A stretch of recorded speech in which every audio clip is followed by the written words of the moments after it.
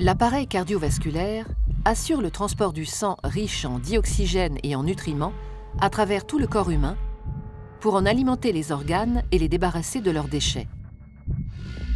Il se compose de 3 grands types de vaisseaux sanguins qui forment un système clos. Les artères, les veines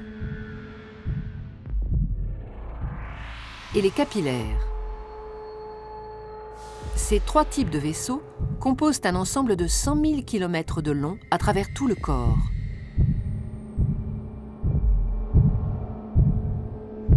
Une artère transporte le sang du cœur vers les organes. Les veines, à l'inverse, le transportent des organes vers le cœur. L'artère est donc un vaisseau partant du cœur. La veine, un vaisseau arrivant au cœur.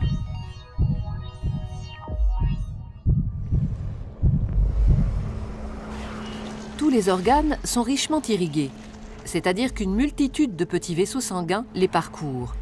Ce sont les capillaires.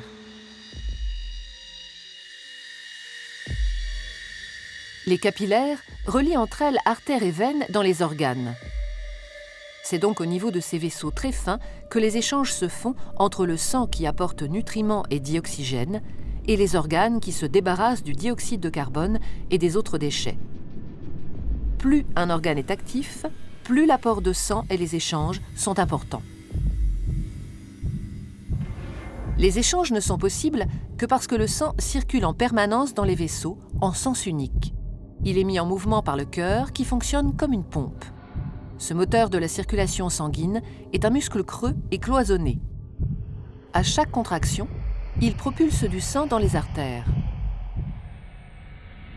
Le cœur possède 4 cavités avec un côté droit et un côté gauche, composés chacun d'une oreillette et d'un ventricule. Le côté droit reçoit le sang pauvre en dioxygène. Le côté gauche, au contraire, le sang enrichi en dioxygène après son passage au niveau des poumons. Chaque contraction le propulse dans les artères. Au cours d'un battement normal du cœur, le sang pauvre en dioxygène, renvoyé par les organes, pénètre dans l'oreillette droite par la veine cave. La contraction de l'oreillette droite le fait passer dans le ventricule droit, qui, en se rétractant à son tour, l'expédie dans les poumons par l'artère pulmonaire. Après son passage dans les capillaires des alvéoles pulmonaires, le sang est enrichi en dioxygène et débarrassé de son dioxyde de carbone. Il revient alors dans l'oreillette gauche par les veines pulmonaires.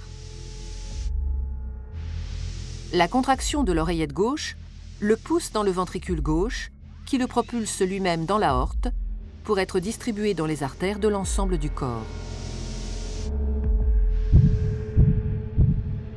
Et ce cycle, vital pour l'organisme et l'être humain, se répète à l'infini.